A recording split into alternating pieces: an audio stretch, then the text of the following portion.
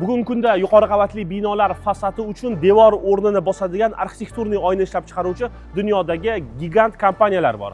Saint-Gobain, Guardian Glass, AGC bular qatoridadir. Lekin O'zbekistonda, bizning mamlakatimizda, bizning bozorimizda aktiv faol ishlayotgan quyidagi kompaniyalar bilan sizni tanishtirishim mumkin. Larta Glass, sobiq Guardian Glass kompaniyasi, Salovat Siklo yoki agressiv holda bozorga kirib kelayotgan CSG kompaniyasi ular qatoridadir. Yuqorida sanagan kompaniyalarimiz hech biri sizga tayyor stiklo paketlarni, qo'sh oynalarni taqdim etmaydi.